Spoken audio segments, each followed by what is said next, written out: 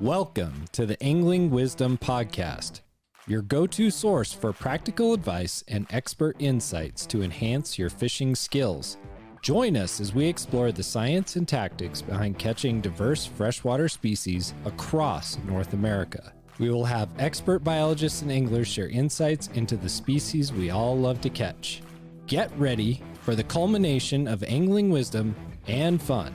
I'm your host, Patrick Edwards, and this is the Angling Wisdom Podcast.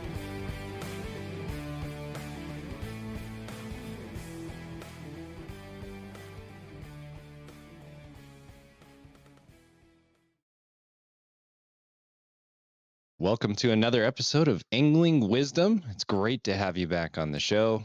And today, I've got a fun one for you, but I'm going to tell you, this is not gospel. I'm not telling you that everything I say on here is something you got to go out and do, something you got to go out and try, and that I know everything about fishing line.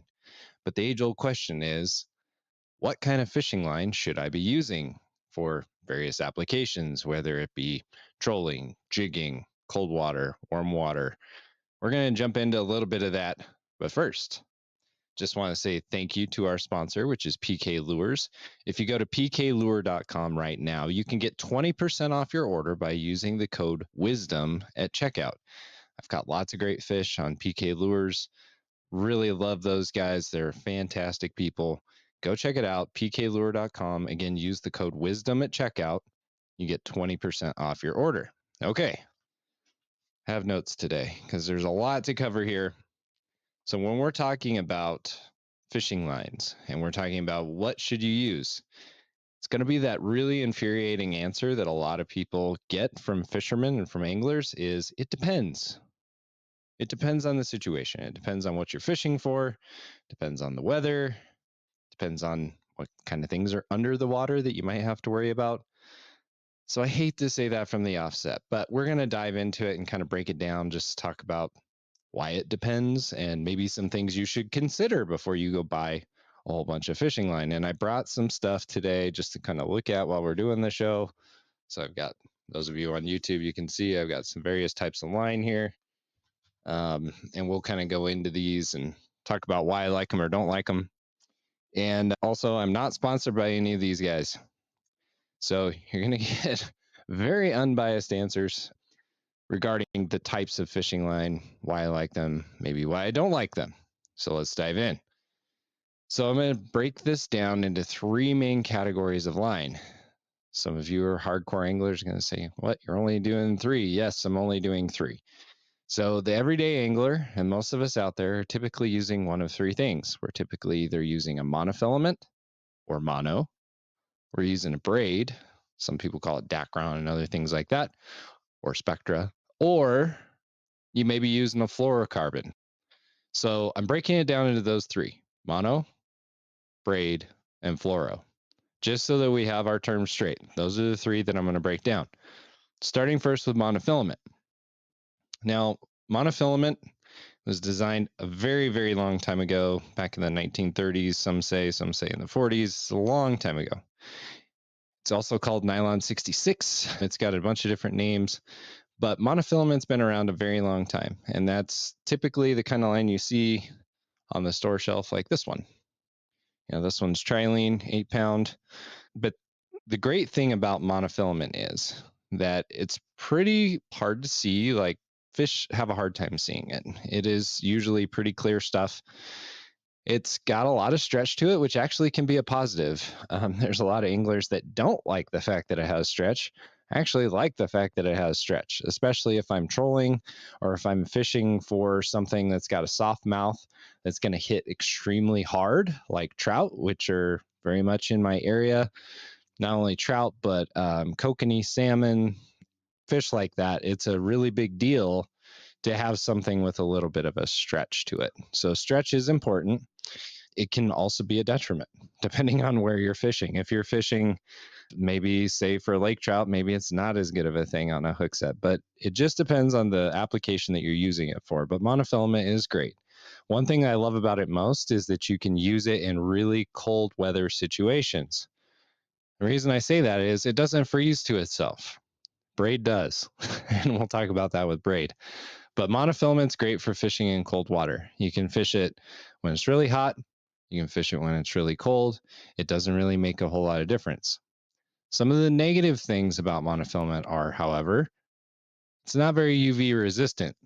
So if you have a spool, let's say you go into your garage and you have a spool of mono that's been sitting there for 15 years, take it off and throw it away or recycle it, because chances are it's shot. It's sat there too long. UV light, if you've had any kind of sun hitting it, maybe you've had it sitting in the back of your car or truck, that's really bad. It will deteriorate that line really quickly, just like UV does to just about everything that we see in our world, including our skin. If you want to have good luck with monofilament, it has to be fresh. It has to be in good condition. So you can go to the store, you can buy, these are my two favorite, Stren and Trilene. You can buy one of those two, and they'll do a great job for you. And you can spool that up. But it definitely suffers from UV damage. It's also susceptible to failure, especially if you're fishing an area that's super rocky, super wooded, if you've got sunken trees and you get any kind of abrasions on it, it will break. So monofilament is one of those lines you have to check regularly when you're catching fish, especially let's say you have a big fight with a fish and you're fishing in an area with a whole bunch of rocks under the water. Bring that line up and just take it between your fingers and just slide your fingers. You'll feel the abrasions. If you feel abrasions, what you need to do is you need to cut off the line from your whatever your lure is, set that down, take that line, whatever amount of it has abrasions on it, you just kind of take that part off, clip it off, retie your line, and then make sure to throw that line away. Don't throw it on the ground. If you don't do that, you're going to lose fish. And I have over the years where I'm like, the line's fine. And you throw it back out, or you don't check it at all after catching a big walleye or a big trout, and they've rubbed you up against a rock during the fight, and you hook another nice fish, and then you lose that fish. So it can be heartbreaking if you don't pay attention. So monofilament's one of my favorites. And so that is category number one. Category number two is braid. I like braid a lot, and it certainly has its applications. So these are the two that I use. I use Suffix 832 and Power Pro. I think Power Pro is probably my favorite just overall, but I do love this 832 from Suffix.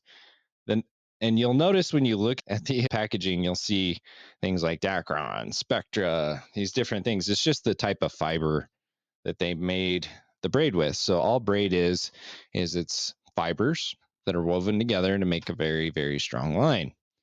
And it is strong. So braid, that is one of the best things about it. Super strong. Most of them are very abrasion resistant. So if you are fishing in the rocks, fishing in, wooded timber areas, you're probably going to be okay. Again, check your line though. And the nice thing about braid is you'll know where you have, like visually, you'll know where you might have an issue because it'll fray. So like if you see frayed parts of your braid, cut it off and retie. One of the issues with braid that you don't have with monofilament necessarily is sometimes the knots slip. Braid can be kind of slippery, so when you're tying it to your line, it can slip sometimes. And so depending on the type of knot that you're using, you have to be careful. I always tell folks, if you got a Palomar knot or any kind of knot, really, an improved clinch, just make sure you give it a nice pull to make sure that your tag end of your knot is not slipping through the knot, because a big fish will expose you really quickly. If it hits and tears off the other way and is taking line, you've got fairly tight drag, you're going to lose that fish and you're going to lose your lure, which every fisherman hates, especially if it's a really, really big muskie or a big bass. You don't want that to happen. So avoid the heartbreak. Make sure that you do this right, that you have it done correctly so that you don't have any issues. So braid is great. Again, the one thing that it can do too that monofilament can't, so you can cast a mile with braid, not literally a mile, but you can cast a lot further. And the reason for that is a couple of things. One, it doesn't twist up as much. It doesn't have the memory that monofilament does. You'll notice with monofilament line, if I was to take it off of this spool right here, you would see that it kind of has a curl to it. Braid doesn't do that as much. Like it has very, very little. But so it feeds through the guides of your rod a lot better. But the other thing about it is it's lower diameter for the poundage and the strength. So, like, I have some stuff here. This is 10-pound test. But if you were to look at this line, this Suffix 832 10-pound, you'll notice that it is extremely small diameter. I mean, this would be comparable to like a 4-pound or 5-pound monofilament. So it's super small, but it's super strong. And so you can cast it really far, make great long casts with it. One drawback to braid is it's a little bit more visible in the water. So fish can see it. And what a lot of guys do is they'll actually use this braid and then they'll tie a leader. And that could be a monofilament leader, it could be a fluorocarbon leader, but they'll do that for like the last 6-10 feet of line. Everybody's different, just to kind of hide the line a little bit better. So that is super helpful. Another thing about braid that I like is you can feel everything. So let's say you're fishing a jig or you're fishing a crankbait.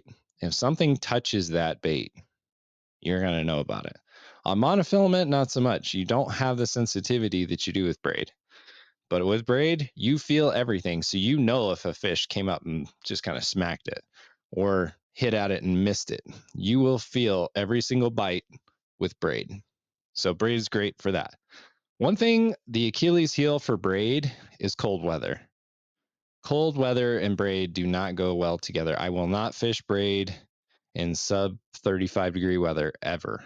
And that's because of having horrible experiences a couple of times fishing late season for walleye and trout, where I want that sensitivity, I want that casting distance, I want the strength of the braid. And so I push it and I fish when it's maybe a little too cold for it. And the next thing I know, I have a big frozen wad and mess on my spool, on my reel. What happens is water molecules will connect to the spectra, whatever kind of fibers you have. And then the air temperature, because here in Wyoming, we also have wind to factor in. Wind and air temperature, if it gets too low, it begins to freeze all that together. So imagine, all those fibers freezing together, then you go to try to make a cast and some of the line comes off, some of it doesn't, and it creates a snarl, creates a huge mess. Be really careful. Again, this is my experience. This is all my opinion on this one, but be really careful not to fish braid when it's super cold. If you do, you're going to have a horrible mess and you're really going to regret it. So just avoid the heartache and don't fish braid when it gets cold. All right. So we're going to move on to fluorocarbon. This one, I can already hear people booing and hissing, but I quit using fluorocarbon. I am not a huge fan. Some of the benefits that people say is obviously it's low visibility, low vis, so you can fish it, fish aren't going to see it, and that's fantastic. The Achilles heel that I've seen with fluorocarbon, and this is the reason I just don't use it, it made me so mad, so mad that I won't use it, is when I started fishing it in colder temperatures, I kept having the same experience over and over and over and over again. Lost several lures, lost several fish.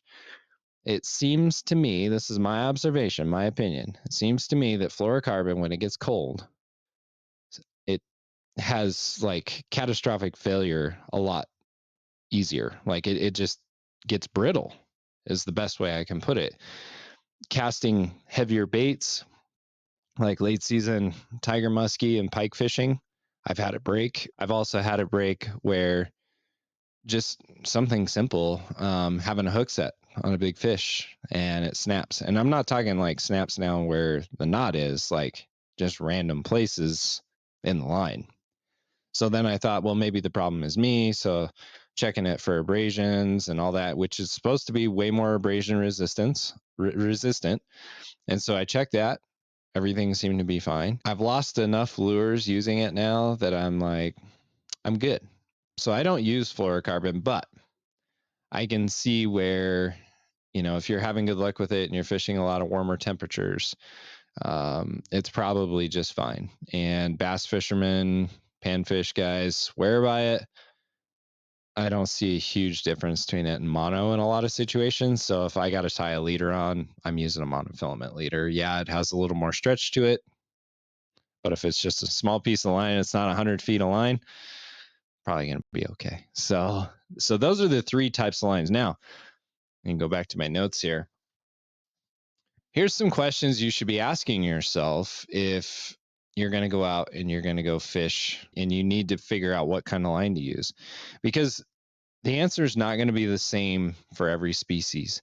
The answer is not going to be the same for even every kind of fishing, whether it be trolling, jigging, whatever it might be. So I'm going to kind of go over some of these things, just some things that you should think about before you go buy a whole bunch of line. Now, I will say that you probably should have a fairly good variety of lines on hand. You should probably have multiple reels with different kinds of line on them so that you have the flexibility to go out and do the different types of things that we're going to talk about.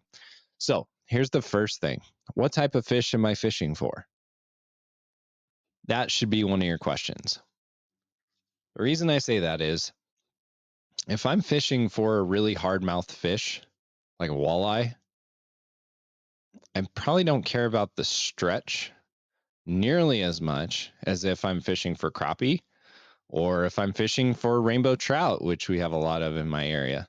So that matters a whole bunch. The type of fish that you're fishing for is going to matter. Also, you may be fishing for fish that they have a high sensitivity to what they can see. You're probably going to want to use fluorocarbon and monofilament in that situation, not braid. Also, the second question you should ask yourself is, what is the method of fishing that I'll be employing, that I'll be using out on the water? If I'm using a slip bobber for panfish, for walleyes, I don't want to use braid. Braid floats on the water. That's not going to work so well. I want the line to go down in the water. So I'm probably going to use a fluorocarbon or a monofilament so that my line will go down. So slip bobbering is just one of those examples. If I'm snap jigging, I don't want to use braid. And a lot of people are going to say, well, why is that? Well, I learned this from Al Linder on a show that he did years ago on Linder Media. And what I learned was if you have braid in your snap jigging, you're applying a whole lot of force with that rod. So you're ripping that lure up and you're letting it go back. And you're ripping that lure up and you're letting it go back. If you're doing that with braid and that fish hits when you're in the middle of a pull like this, you're going to rip that hook right out of their mouth because you have so much force and there's no stretch whatsoever. You're just going to tear it loose. So for that kind of situation, I'm going to be using monofilament, but that's an example of maybe when you wouldn't want to do that. Now, if I'm fishing a jig and I'm fishing a suspending crank for anything, I want braid because I want to feel when that fish picks it up. I want to feel when that fish takes my line, right? Like you want to have the sensitivity and the feel. Also, if I'm fishing anywhere where there's tons of snags, I want to use braid. So again, what method of fishing are you using? If it's going to be anything where there's high abrasion, you're probably going to want to use the braid. If you need, less visibility of your line, you're probably going to want to use a mono or fluoro. The third question you should ask is, what weather conditions am I going to be fishing in? I talked about this just a little bit ago. If it's going to be super cold, do not use braid. You will be brokenhearted. Now, there are some lines out there now for ice fishing that are kind of a braid kind of hybrid thing, like nanofill. You can use that, obviously. That's just fine. I've had decent luck with it. It's okay. But I will tell you, just general rule would be if you're going to fish really cold weather, definitely understand the conditions that you're going to be fishing, understand how that's going to apply to your line. But that's a big one for me that a lot of people will learn the hard way, like I did. If you fish braid in cold weather at all, you'll have a lot of problems. So just be super cognizant of that and be thinking about that. Again, there's a ton of options online. Some of my favorites, though, like if I had a go-to monofilament, I like the Stren 6 pound. That's a really good line to have kind of all season, especially in cold weather. All right. So, last one, just as something to be thinking about is, what is the structure and water clarity where I will be fishing? So, again, what is the structure and water clarity while I'll be fishing? If the structure is friendly, you don't have a lot of snags, the weather's cold, monofilament's going to be perfect. If you're fishing really warm weather, lots of snags, braid's going to be your friend. And again, warmer weather, fluorocarbon's probably going to be your friend. Just don't get enough months of it here to even mess with it anymore. But fluorocarbon could be great, especially for those of you down south. I'd probably be using fluorocarbon a lot of times, especially fishing for bass and things like that, because they are probably pressured a little bit more and probably can see the line a little bit better. And another nice thing about fluorocarbon is it's very little stretch. So that is super helpful to anybody that's fishing down south. All right, so I'll talk about some of my favorites, what I'm spooling up all the time. I just mentioned it a second ago, but 6-pound strand, that's what I have on almost all my rods for the monofilament option. It's affordable, it's easy to use, it does the job. The other thing that I love, Power Pro. So if I'm going to be using a braid, this is my musky braid, one of them. This is kind of on the lighter end. This is a 50-pound Power Pro. It is super tough. I mean, I've fished it in some really awful snaggy stuff in Nebraska and Utah and Wyoming. This is really good stuff. So Power Pro is fantastic. And I also use Trilene quite a bit. One that I have that I don't use a lot, and I've used it before, is Spiderwire. Some people love this stuff. I just don't think it's quite as great as some of the others. So I'm going to be using a braid. You're going to see me throwing Suffix, Power Pro, those kind of things. I just wanted to go over the different kinds of lines because I think that a lot of people just get hung up on like what kind of line should I be using? Why do you use this kind of line instead of that kind of line? And again, it depends. That's the classic answer. But hopefully now you understand why it depends so much, because it does matter the conditions, the type of fish you're fishing for, the structure in the water. So hopefully now you've got a really good place to start, and you can go to the store. You can feel confident when you buy whatever line it is that you want to buy, whatever brand, and you can take it home. You can put it on your reels, and you can feel confident that when you go out, it's going to do what you need it to do. I did want to give kind of an interesting example. There was a guy that we fished with years ago, my dad and I, on the gorge, Flaming Gorge here in Wyoming, for kokanee. And he was trolling for kokanee using a method called cowbells. He was using downriggers, so these big lead balls that kind of take your bait way down to a certain depth.